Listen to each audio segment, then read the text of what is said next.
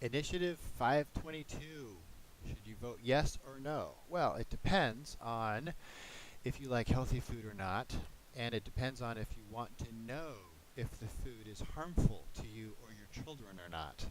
If you don't want to know and you hate healthy food, then you should vote no.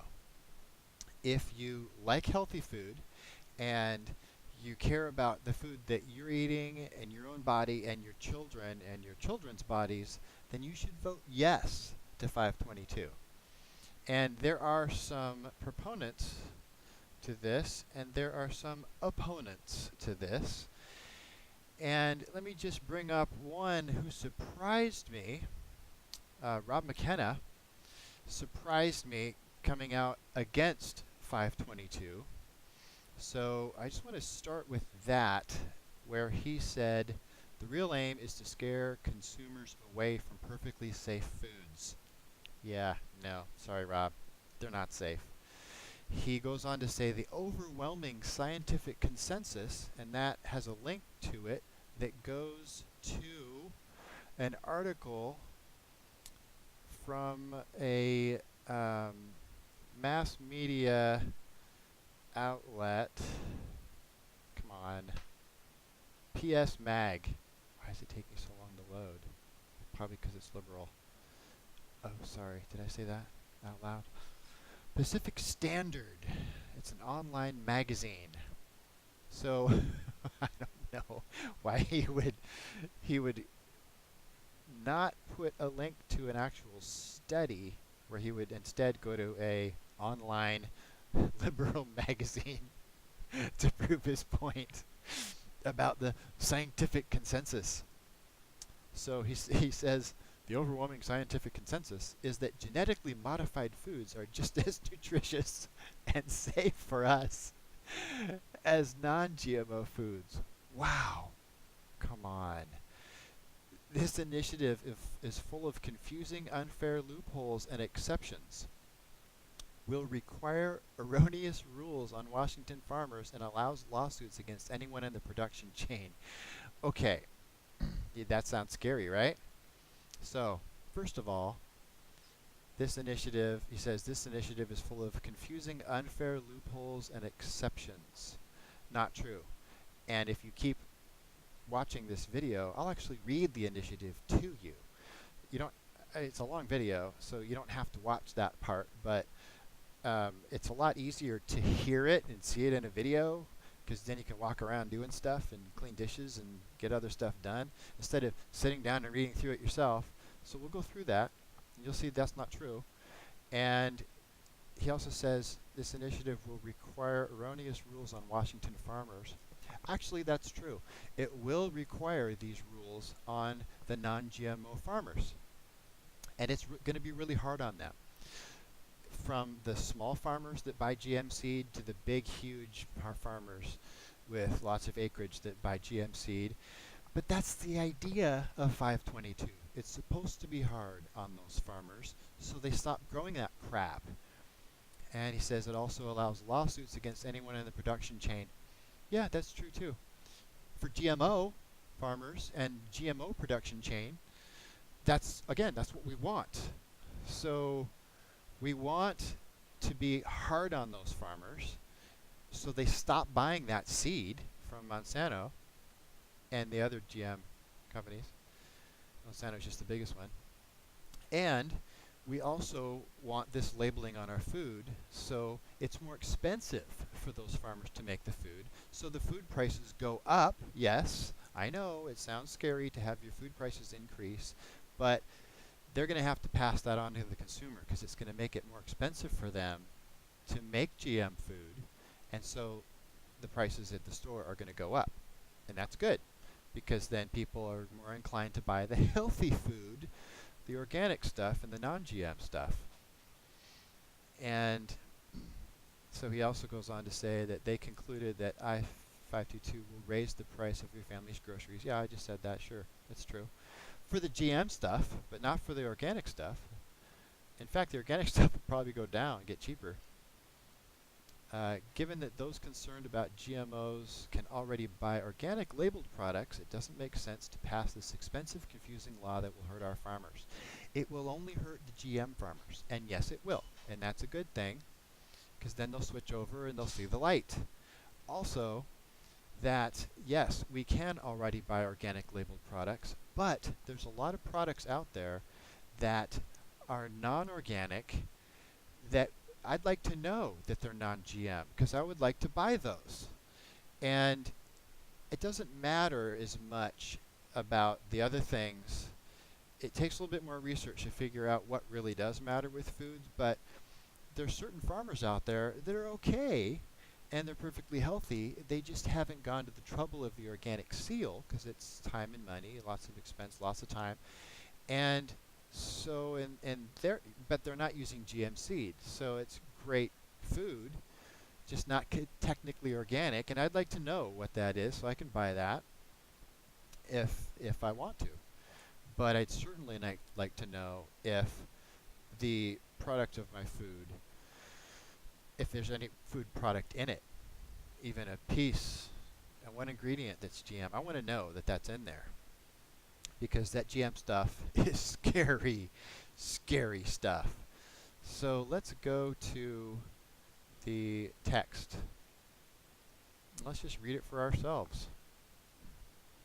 Initiative Measure number 522, filed June 29, 2012. And I'm reading this off the Washington State government website. An act relating to disclosure of foods produced through genetic engineering, adding a new chapter to Title 70 RCW and prescribing penalties. Be it enacted by the people of the state of Washington. New section, Section 1. The people find that polls consistently show that the vast majority of the public, typically more than 90%, wants to know if their food was produced using genetic engineering.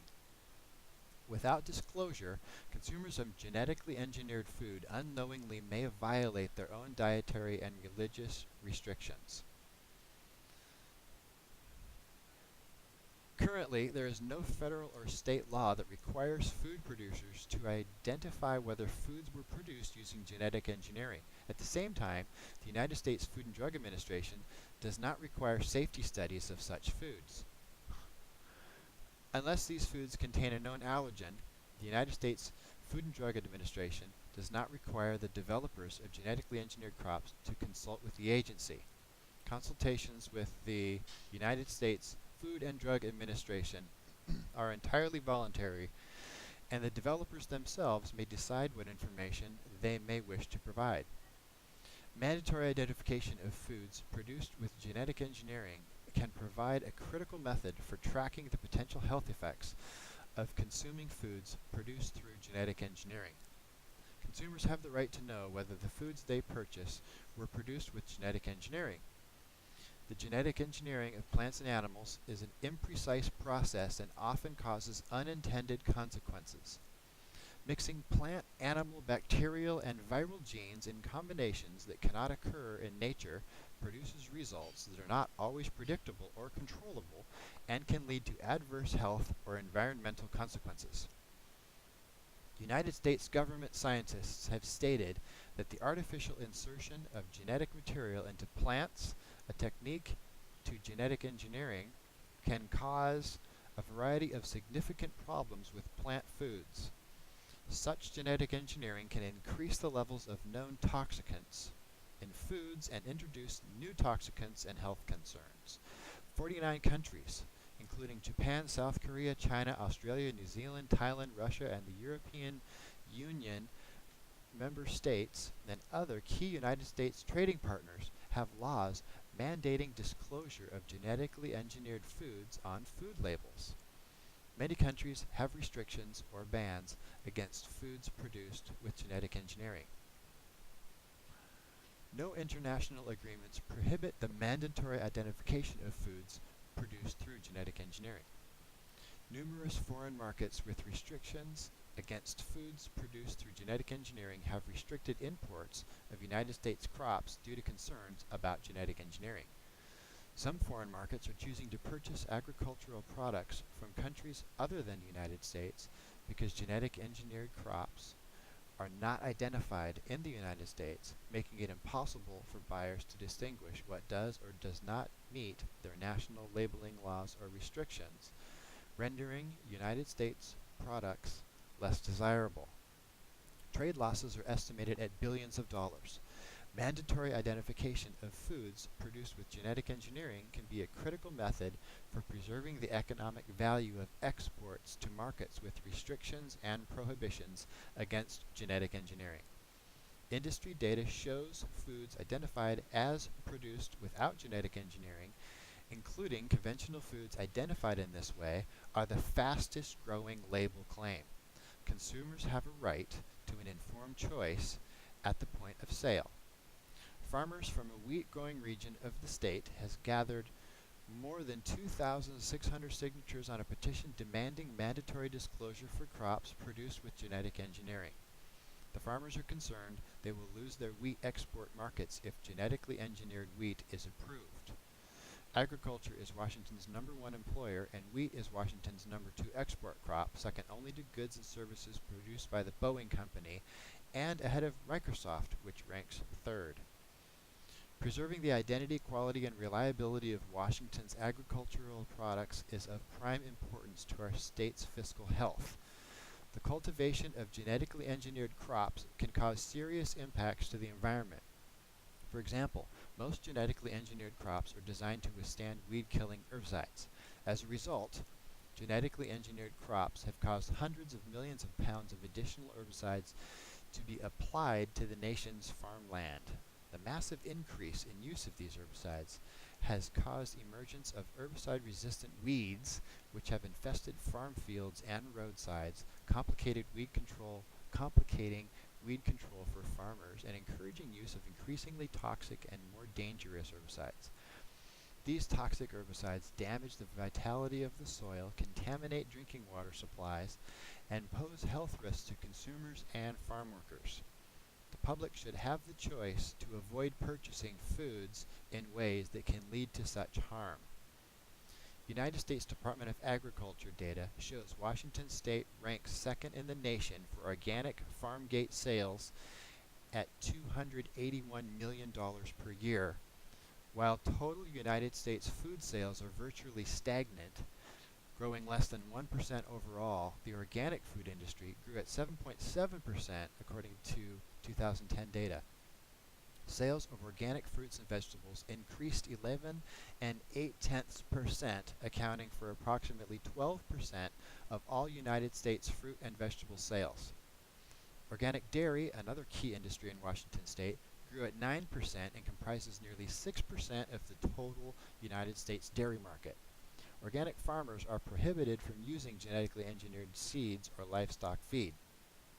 Trade industry data shows the organic industry is creating jobs at 4 times the national rate. Published data shows organic farming is more profitable and economically secure than conventional farming over the long term. This important element of Washington's economy must be protected.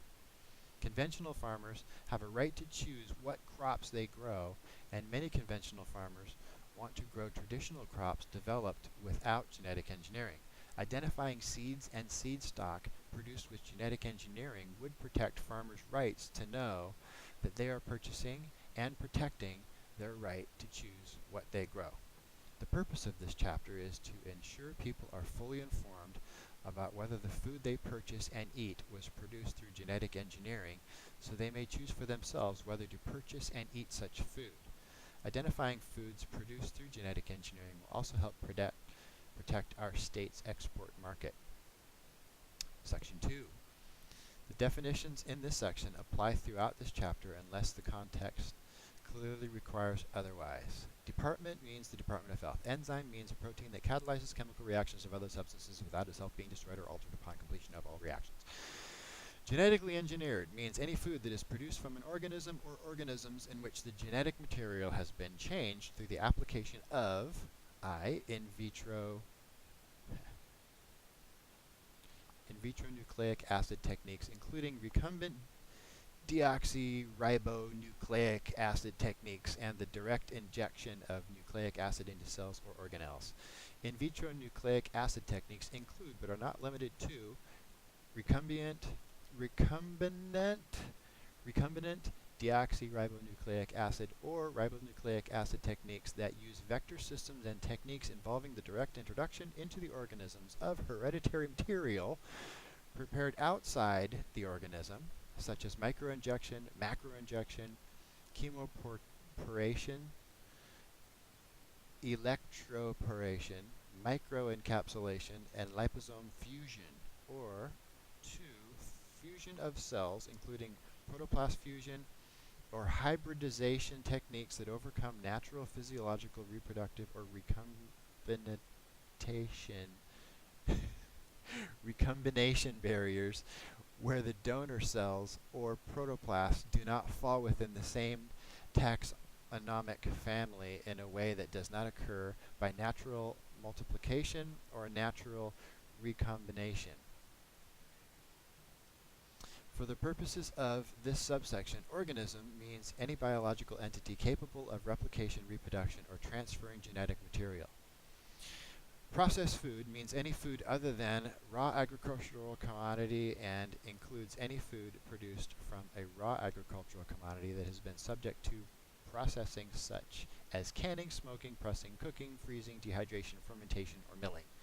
Processing aid means a substance that is added to a food during processing is converted into constituents normally present in the food and does not significantly increase the amount of constituent naturally found in the food, or a substance that is added to a food for its technical and functional effects in the processing but is present in the finished food at insignificant levels and does not have any technical or functional effect in that finished food.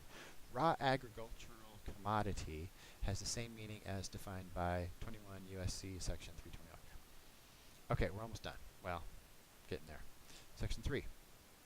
Beginning July 1st, 2015, any food offered for retail sale in Washington is misbranded if it is or may have been entirely or partly produced with genetic engineering, and that fact is not disclosed as follows. A. In the case of a raw agricultural commodity, on the package offered for retail sale with the word genetically engineered, stated clearly and conspicuously on the front of the package of such a commodity, or in the case of such a commodity that is not separately packaged or labeled, on a label appearing on the retail store shelf or bin where such a commodity is displayed for sale. B. In the case of any processed food or on the front of the package of such food produced by a manufacturer with the words partially produced with genetic engineering or may be partially produced with genetic engineering stated clearly and conspicuously. And C. In the case of any seed or seed stock on the seed or seed stock container, sales receipt, or any other reference to identification, ownership, or possession with the words genetically engineered or produced with genetic engineering stated clearly and conspicuously.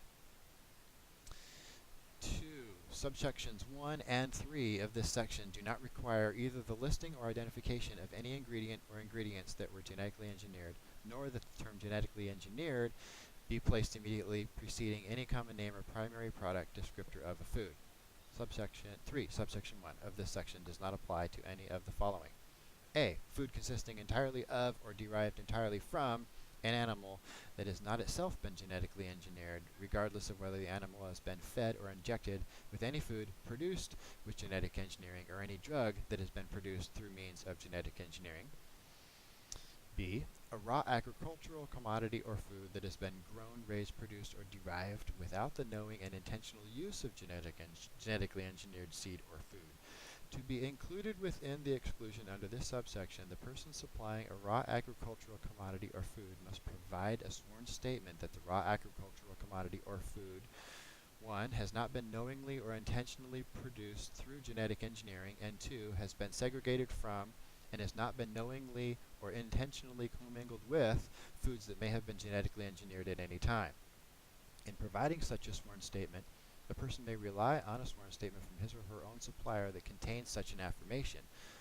C. Any alcoholic beverage that is subject to regulation under Title CC RCW. Until July 1st, 2019, any processed food that would be subject to this section solely because it includes one or more materials produced by genetic engineering provided that the engineered materials in the aggregate do not account for more than 9/10 of 1% of the total weight of the processed food. F. Food that an independent organization has determined has not been knowingly and intentionally produced from or commingled with genetically engineered seed or genetically engineered food, provided that such a determination has been made pursuant to a sampling and testing procedure approved for this purpose and rules adopted by the department. These rules may not approve a sampling and testing procedure unless it is consistent with sampling and testing principles recommended by internationally recognized standards and organizations, such as the International Standards Association and the Grain and Feed Trade Association. No testing procedure may be approved by the department unless 1. It does not rely on testing processed foods in which no deoxyribonucleic acid is detectable, and 2. It is consistent with the most reliant guidelines on performance criteria and validation of methods for detection, identification, and quantification of specific DNA sequences and specific proteins in foods. CAC/GL 74, 2010, published by the Codex Alimentarius Commission. G. Food that has been lawfully certified to be labeled, marketed, and offered for sale as organic pursuant to the Federal Organic Foods Production Act of 1990 and the regulations promulgated pursuant thereto by the United States Department of Agriculture. H. Food that is not packaged for retail or sale. Food that is not packaged for retail sale, and that either 1. is a processed food prepared and intended for immediate human consumption, or 2. is served solid, is served, sold, could be solid, could be not, or otherwise provided in any restaurant or other food service establishment that is engaged primarily in the sale of food prepared and intended for immediate human consumption, or medical food. Okay, now we are getting to the end. Section 4. The department may adopt rules necessary to implement this chapter, provided that the department is not authorized to create any exceptions beyond those provided in Section 3.3 of this Act. Section 5. The department acting through the Attorney General may bring an action in a court of competent jurisdiction to enjoin any person violating this chapter. The department may assess a civil penalty against any persons violating this chapter in an amount not to exceed $1,000 per day. Each day of violation is considered a separate violation. An action to enjoin a violation of this chapter may be brought in any court of competent jurisdiction by any person in the public interest if the action is commenced more than 60 days after the person is given notice of the alleged violations to the department, the Attorney General, and to the alleged violator. The court may award to a prevailing plaintiff reasonable costs and attorney's fees incurred in investigating and prosecuting an action to enforce this chapter. Section 6. Sections 1 through 5 of this Act constitute a new chapter in Title 70 RCW. Section 7. If any provisions of this Act or its application to any person or circumstance is held invalid, the remainder of the Act or the application of this provision to other persons or circumstances is not affected. Ta-da! That's it. That's the whole thing. So, some legalese in there, but it actually reads pretty clear, pretty easy to understand. And it certainly doesn't seem like a problem to the healthy food producers, but it certainly does seem like a problem to the GM producers. But that's the whole purpose of 522, is not just to cause a problem for the GM people, which I'm in full support of, because then they're going to produce less of that food, and it's going to be too expensive to do it, so we can get back to the healthy stuff. But the main purpose of 522 is just so we know, and it's got to be labeled so we can, whatever store we're in, if it's GM, we can see right on the package that it's GM, and then we're able to make the choice whether to buy it or not. There's plenty of people that have no problem with GM food, and they should continue to buy it if that's their choice. But those of us who do have a problem with GM food need to know. That's what this thing is all about. It's just letting us know and informing us whether there's GM ingredients or it's a GM food. Simple as that.